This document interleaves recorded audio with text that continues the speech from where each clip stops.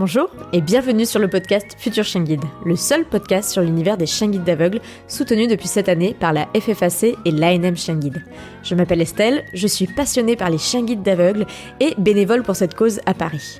Je suis d'ailleurs persuadée que l'univers des chiens guides d'aveugles mérite d'être mieux connu. En tant qu'amoureux des chiens, futurs bénéficiaires ou autres curieux comme moi, vous croisez parfois des chiens guides d'aveugles et leurs maîtres en vous demandant mais comment font-ils pour se déplacer dans nos rues toujours plus agitées ? Ce podcast est le seul qui vous propose au fil de rencontres enrichissantes de décrypter l'univers des chiens guides d'aveugles pour comprendre par qui et comment ils sont éduqués, mais aussi de découvrir leur rôle dans le quotidien de leur maître et les bouleversements à leur arrivée, ou encore comment agir quand vous croisez un tel binôme. Hop hop hop, on n'avait pas dit qu'on ferait une pause ? Eh bien si, mais je n'ai pas pu m'empêcher de vous partager chaque vendredi des nouvelles des invités enregistrés à chaque anniversaire de notre épisode ensemble dans ce Que sont-ils devenus ? QSID. C'est sans montage ni mixage, car petite pause quand même, mais disponible en vidéo sur mon Instagram @futurchienguide. Alors très bonne écoute.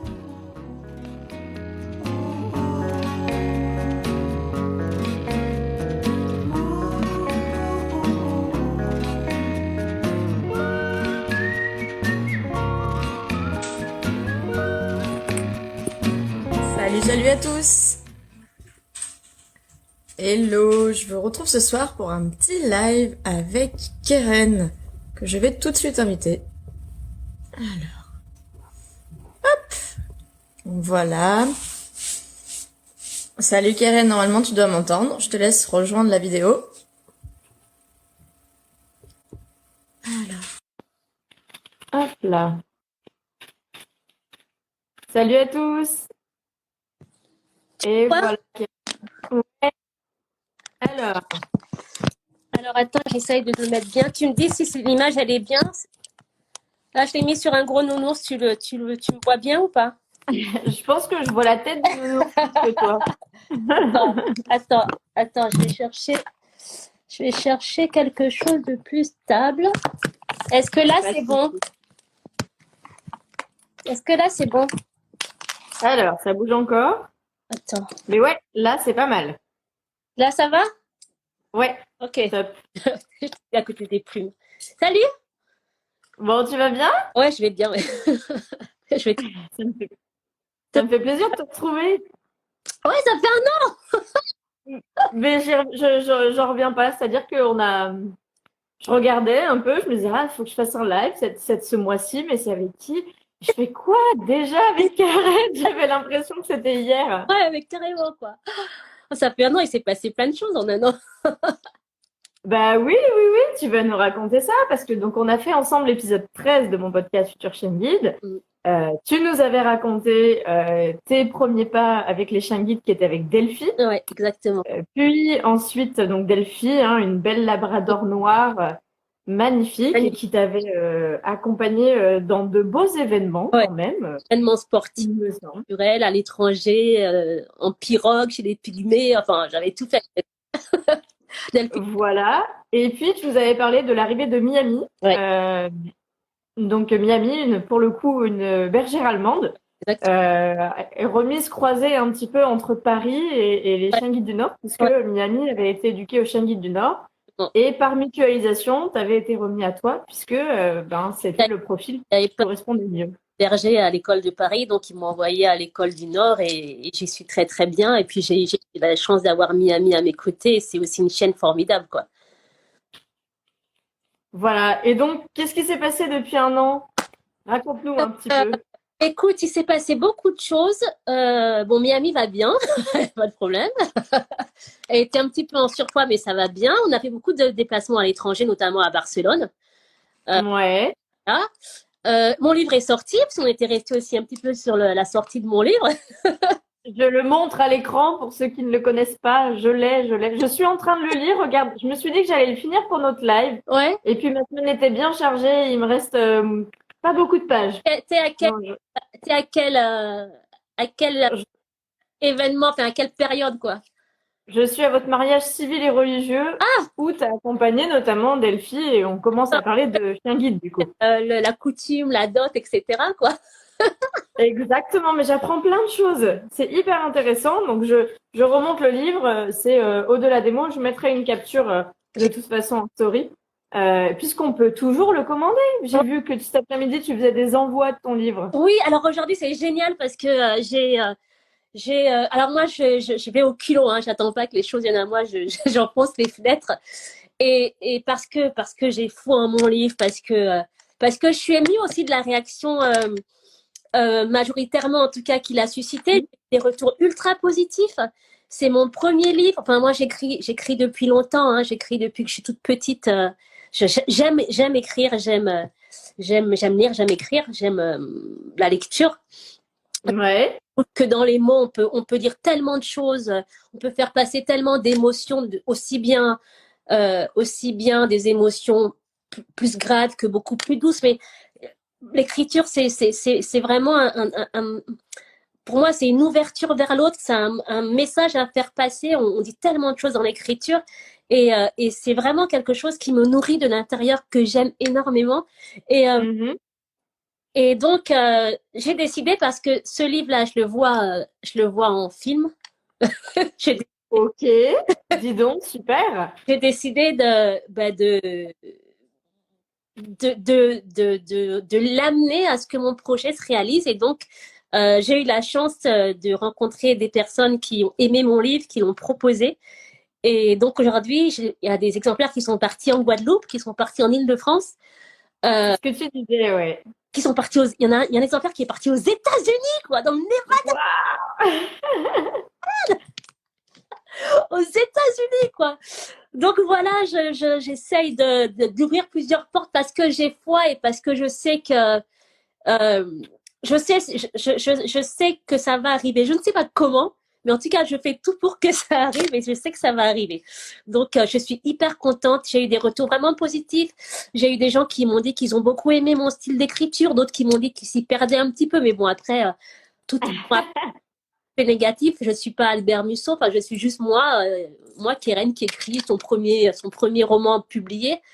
Et j'ai aussi eu des gens qui m'ont dit, en fait, tu nous as permis d'avoir un regard différent sur le sujet que tu traites, en particulier sur la différence en général, je vais dire. Parce que quand on est confronté à ça, quand on ne connaît pas, quand on ne vit pas ça dans sa chair, quand on n'a pas des parents ou même on n'est pas sensibilisé vraiment, quoi. On a un regard biaisé sur ces sujets-là. Et toi, tu nous permets justement de l'éclaircir et de voir que au-delà de tout, rien n'est facile, mais tout est possible, quoi. Je sais pas, je le C'est ça. Mais en tout cas, moi, je te dis, hein, je suis en plein dedans. Et alors, j'avoue qu'au début, le pronom utilisé, je ne dévoilerai pas, m'a un peu perturbée. J'ai pas bien compris. Et au fur et à mesure de l'histoire, de ton histoire et de votre histoire, puisqu'elle est plus large que la tienne en tout cas. C'est ton récit, c'est ton autobiographie. Ouais. Et ce que j'ai bien aimé, c'est que sur la page de couverture, il y a marqué tome 1. Ah ouais. C'est-à-dire que s'il y a marqué tome 1, c'est-à-dire ça veut dire qu'il y en a d'autres. Le tome 2 est déjà en écriture et j'écris également en même temps un roman. Et j'écris aussi un livret de poèmes. Et sur Instagram également, le lundi et le vendredi, un autre livre que j'écris en parallèle. Voilà. Couverture, on n'a pas voulu afficher le handicap parce que je trouvais ça très réducteur. Mais en tout cas, on retrouve bien quand même le chien sur la couverture. On ne sait pas que c'est un chien guide. On retrouve l'Afrique, mais on ne sait pas que c'est. On retrouve la roue du fauteuil de Steve en haut à droite, mais on ne sait pas. C'est juste des détails. C'est juste. Et le nom, c'est un anagramme de mon nom en fait, parce que j'ai voulu me protéger, parce que le sujet est clivant, parce que l'humain est fait de tellement de choses que voilà. Bon, et du coup, dans cette aventure, ça t'a mené où ce livre avec Miami? Parce que j'imagine que Miami t'a accompagné dans cette belle aventure du livre. Ouais, elle m'a accompagnée. Alors malheureusement avec le Covid, j'ai pas fait de salon littéraire. Ça c'est très dommage parce que bon, je suis pas voilà. J'ai pas fait de salon littéraire, mais je ne. Pas encore, dis-moi, oui, pas encore. Pas encore, c'est vrai. Mais je ne m'inquiète pas. je sais que tout va arriver, tout est en train de se mettre en place, donc je laisse ça de côté pour le moment et je travaille sur quoi j'ai la main, en tout cas, sur le tome 2 qui est bien avancé, sur le roman qui est aussi bien avancé et sur tous mes autres projets qui avancent également très très bien, quoi. Donc, et le tome 1 comme le tome 2 vont aussi parler des chiens guides qui font partie de ta vie, j'imagine. Et des chiens guides, alors ça va être aussi un côté un peu plus ouvert parce qu'avec cette année, j'ai un peu dépassé le sujet du handicap. J'ai voulu ouvrir aussi une autre partie sur ma vie, mon projet, ma vie spirituelle, mon développement personnel. C'était vraiment pour moi important d'en parler. Et quand j'en parle, je suis très touchée parce que je pars d'abord de sujets que je connais, en tout cas que j'ai vécu, pour pouvoir mettre ma pierre à l'édifice. Donc ça m'a ouvert vers quelque chose d'autre. Donc il n'y a plus maintenant seulement le handicap. Il y a aussi un autre projet un autre projet de formation qui s'est accroché à ça. Génial. Donc de plus en plus, je vais m'ouvrir en tout cas de plus généralement, mais il parlera évidemment parce que Keren sans Miami, c'est pas Keren sans la Cannes, c'est pas Keren. Donc forcément Miami, la Cannes, les lecteurs vont s'y retrouver, mais je vais aussi parler un peu plus de cet homme qui m'a fait, parce que c'est beaucoup revenu, en fait, on le connaissait pas.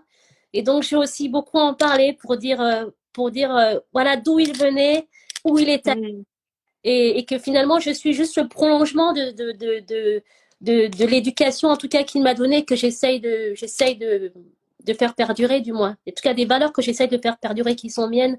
Donc, il a tout ça, le tome 2. Tout ça, oui. Et puis, comme cette année, elle est magnifique et qu'elle est belle, il y a eu des grands changements, il y a eu des avancées très positives. Donc, il se finira peut-être on ne sait où. Oh là là, mais il va falloir que tu nous en racontes un peu plus, là. Tu nous fais du teasing de fou. Bon, en tout cas, on sent que tu es pleine de projets, pleine d'espoir et on souhaite que ces projets-là se réalisent. Ouais. On sera en temps voulu, ce que ça devient avec plaisir. Ouais, et je me demandais aussi, parce que je me souviens, il y a un an, quand on échangeait, et plus d'un an d'ailleurs, quand on a commencé à échanger, tu m'avais parlé aussi de ton projet de professionnaliser un petit peu le compte Instagram, de travailler avec des marques afro. Tu en es où de toutes ces petits projets? Alors, que je vois beaucoup Miami sur vos super belles photos, donc je me dis que la Miss, elle a trop de la chance d'être à côté d'une mannequin comme toi. Enfin voilà, en tout cas, vous avez tellement fière allure avec vos beaux tissus. Je me suis dit que ça s'était forcément développé. Je vois passer plein de petits créateurs sur ton compte. Je suis sortie de présenter les marques de manière gratuite, si je peux dire, analyser. Donc ça, c'est une grande chose. Encore une fois, j'y suis allée au culot. Je me suis dit, je veux ça, je propose ça, et ça a marché. Pas ça a marché. C'est un bon début, c'est important. Et justement, du développement personnel aussi, j'ai décidé aussi de me former. Donc, je vais me former parce que j'ai des choses à apprendre. On a toujours des choses à apprendre, et puis parce que il est important d'avoir des outils, pour. Mais j'étais extrêmement surprise qu'en fait, ne l'ayant dit à personne, c'est des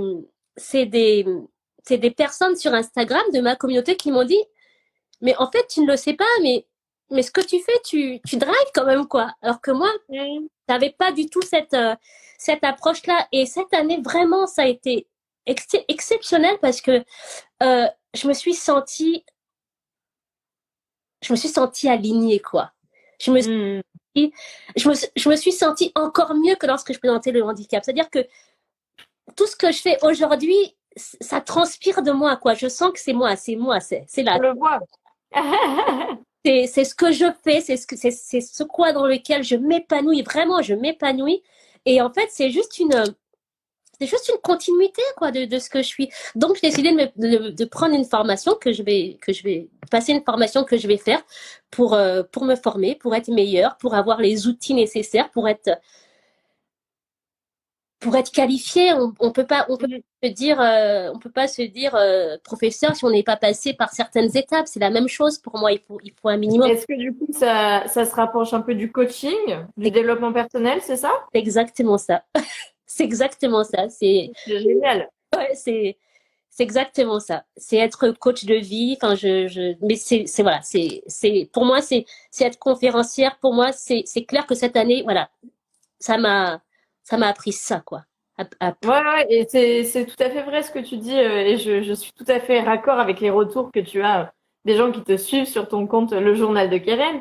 C'est qu'il y a des fois, tu dis des choses et on le sait au fond de nous, mais on se l'avoue pas. Et c'est vrai que c'est ça, être coach. Et il faudrait que je te mette en contact avec Chloé. J'ai une copine qui s'est lancée dans le coaching, pareil, coach de vie. Et pareil, qui enfonce des portes ouvertes juste avec sa personnalité. Et en fait, c'est juste hyper intéressant en tant que développement personnel pour nous-mêmes derrière de prendre conscience de certaines choses pour aller plus loin, quoi. Ouais. Tu vois, en ce moment, je lis le livre de Hal Elrod, Le Miracle Morning. Cette année, depuis quelques semaines, j'ai totalement changé mon organisation. Moi, avant, je commence à travailler un peu plus tard, vers 8h, et je peux finir à 22h, 23h. J'avais délaissé aussi ma partie aussi personnelle.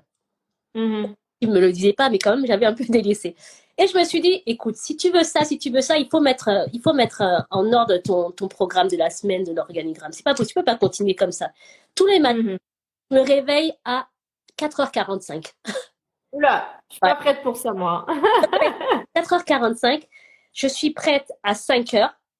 Ouais. Pas laver et tout, mais je suis prête à faire mes 5 routines matinales qui commencent par 10 minutes de silence. C'est de 5h à 6h. 10 minutes de silence, 10 minutes de visualisation, 10 minutes de méditation, 10 minutes de journal de gratitude, 10 minutes de sport. Mais à côté du CrossFit. Et ça me permet, si tu veux, de rester aligné avec ce que je souhaite, avec ce que je veux. Parce que si je mets, c'est ce qui me convient moi, ça va pas convenir à tout le monde, mais si je veux avoir les résultats que je souhaite avoir, si je veux avoir la vie que je souhaite, parce que moi je suis une grande rêveuse, si je veux avoir, je sais que je dois passer par cette rigueur-là, quoi. Cette rigueur. Et donc, c'est quelque chose qui m'apporte énormément. Et en même temps, je prends ce temps de travailler sur moi, sur les marques, sur mon développement. Et je prends aussi ce temps, à partir d'une certaine heure, de me dire, voilà, après cette heure-là, c'est pour ma famille. Je coupe, c'est pour... Je déconnecte. Oui, je sais, on en a parlé et c'est vrai que quand tu m'as dit ça, ça m'a beaucoup fait réfléchir aussi sur mon utilisation où tu dis, voilà, à partir d'une certaine heure... Pas couper, quoi, tu vois. On a le téléphone greffé à l'oreille, on n'arrive pas à couper. Et en même temps, c'est bien parce que ça prépare aussi ce qui va arriver. Donc, il faut déjà que je sois dans le chemin, quoi. Ouais. Donc, et Miami est à tes côtés, là? Elle est pas loin? Non, Miami, elle est en bas. Elle est en train de... Miami, elle est en bas, elle est en train de dormir. Mais si tu veux, je peux l'appeler. Si tu veux, oui, qu'on la voit un peu. Oui. Qu'elle nous fasse un coucou. Alors, on va chercher Miami. Donc, je vous remontre en attendant le livre de Keren. On en avait parlé dans l'épisode du podcast il y a 1 an en parlant de ce livre. Donc voilà, moi j'en suis un peu à la fin. J'ai pas tout à fait fini. J'ai essayé cette semaine, mais il y avait une semaine hyper compliquée, hyper chargée en ce moment. C'est que le début du printemps. Et c'est vrai qu'elle nous raconte, alors elle emploie un pronom personnel qui est un peu perturbant au début parfois. Mais c'est hyper intéressant et c'est la biographie. C'est le tome 1. Elle nous disait à l'instant que le tome 2 est en cours d'écriture. Donc très très chouette en tout cas de voir tout ça. Et bien sûr, on parle de chien guide. Ah, te revoici. Oui, tu dis bonjour. Bon, elle ne ronflait pas trop fort, on l'a pas trop dérangée. Non, mais elle dormait un petit peu. Non, mais Miami, je vais installer dans mon bureau un coussin. Elle a un coussin. Ouais. Elle a un coussin dans mon bureau avec sa gamelle d'eau, comme ça, elle est bien, quoi. Ce qu'elle aime bien aussi, c'est quand je me dis qu'elle se met à côté de moi et elle ronfle. C'est génial. C'est chouette, ça. C'est apaisant. Ouais, c'est hyper apaisant. C'est hyper apaisant. Il y a des gens? Ouais, on voit des gens passer. Les gens regardent souvent en replay ou le réécoutent. Ouais. Mais du coup, s'il y avait des questions, faut pas hésiter, en tout cas. On y répondra. Voilà. Non, je remontrais ton livre pendant que tu étais allé chercher en bas. Mais c'est fou parce que je me souviens vraiment il y a un an quand on en a parlé, il était dans ton ordinateur ce livre. Ouais. Et aujourd'hui, il est entre mes mains. D'ailleurs, il faut que je te croise pour que tu me le dédicaces. Oui, avec plaisir. Maintenant que tout s'est levé. Écoute, il était dans mon ordinateur depuis de nombreuses années, depuis 2016. D'accord.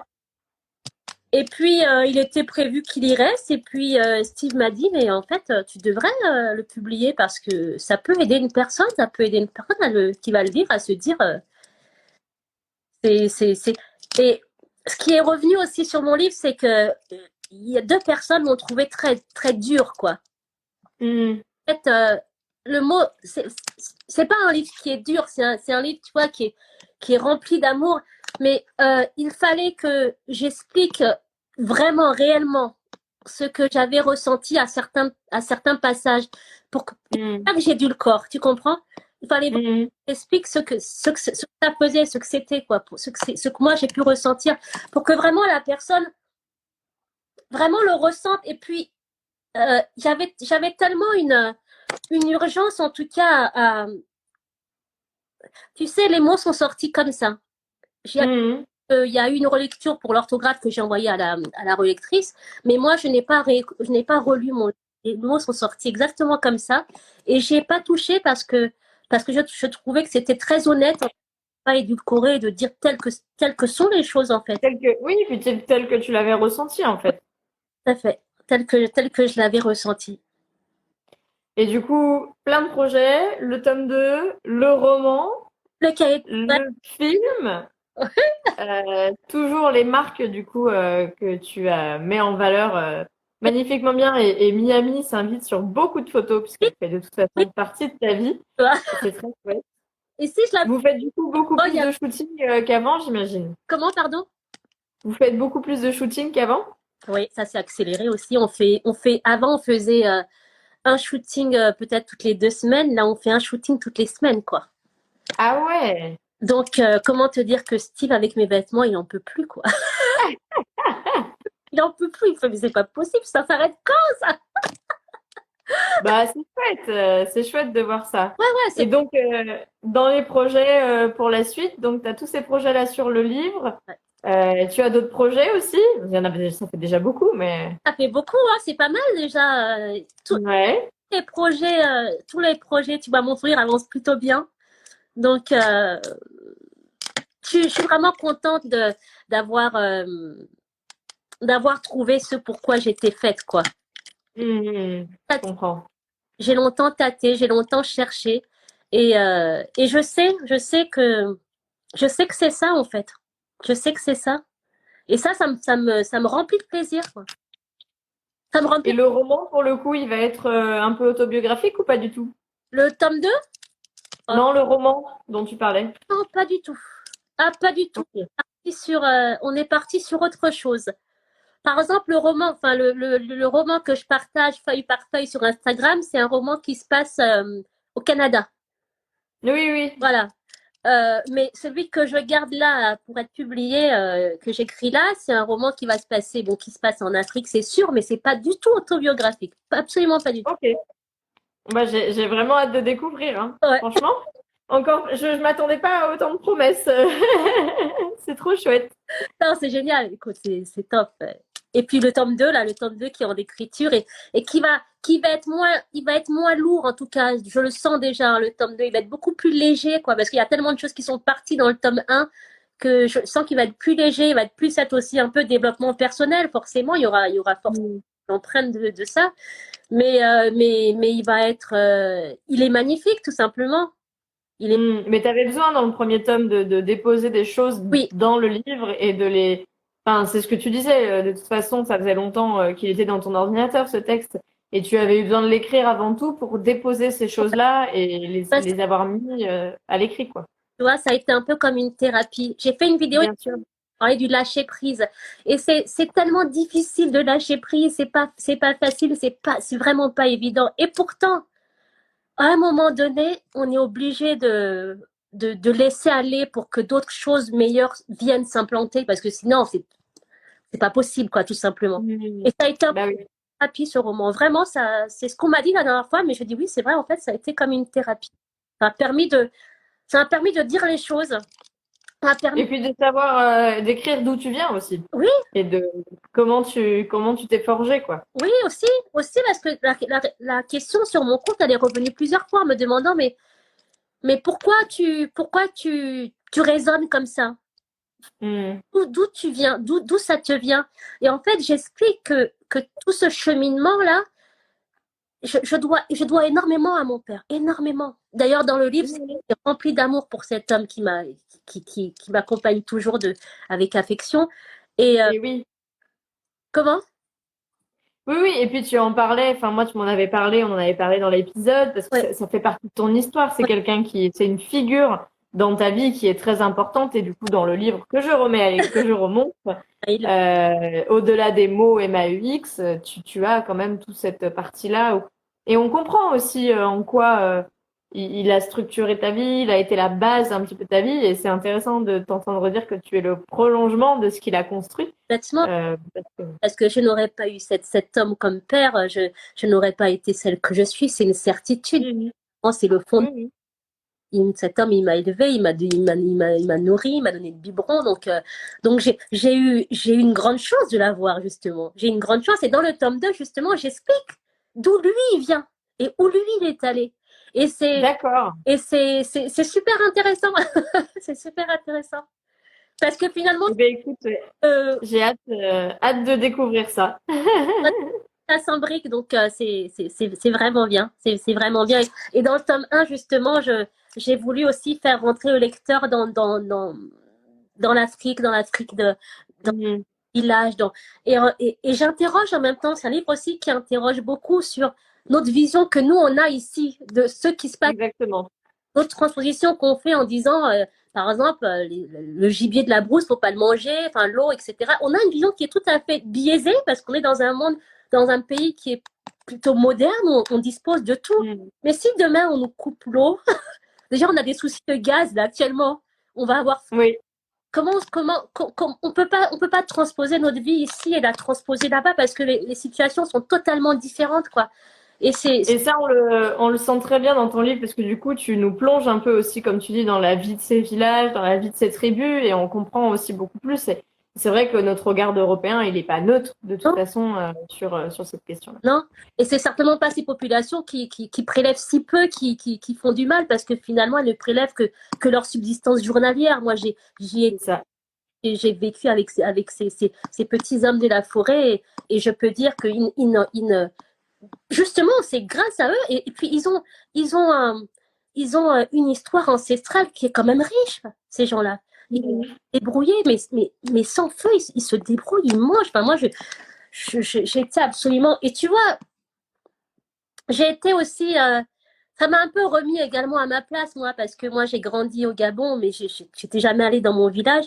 Et tout d'un coup, j'ai quitté la France pour repartir au Gabon et pour avoir de l'eau, il fallait aller au puits et puiser l'eau. Et donc, j'avais le seau sur la tête et c'était assez drôle, mais en même temps, ça nous ramène à notre condition on est juste là pour un temps, on est juste là de passer, on est juste. C'est pas la peine de prendre de grosses épaules, de faire des gros bras, ça ne sert à rien, on est tous.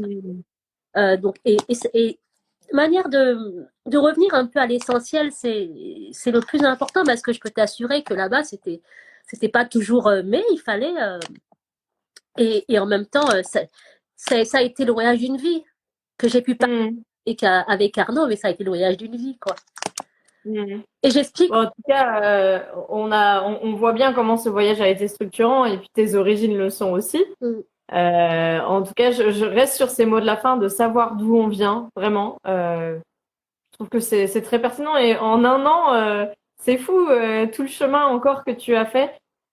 Quand on s'est parlé il y a un an dans l'épisode 13, j'étais loin de réfléchir. Enfin, t'étais au début de plein de projets, au début du projet du livre, au début du projet de la mise en valeur des marques aussi afro. Au début, alors Miami était déjà bien installé dans ta vie pour le coup. Mais écoute, il me reste qu'à te souhaiter qu'on se croise déjà, en vrai, il serait temps.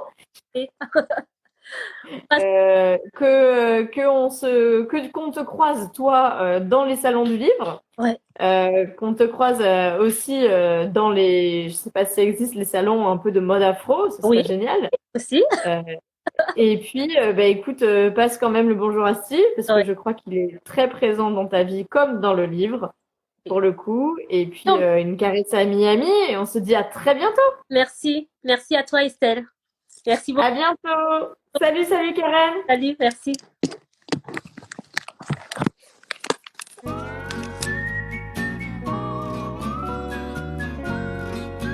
Et voilà, c'est la fin de ce Que sont-ils devenus ? J'espère que ce nouveau format vous a plu. En tout cas, n'hésitez pas à m'envoyer vos retours sur mon Instagram, @futurchienguide, ou via un avis sur Apple Podcast, c'est tellement top de les découvrir.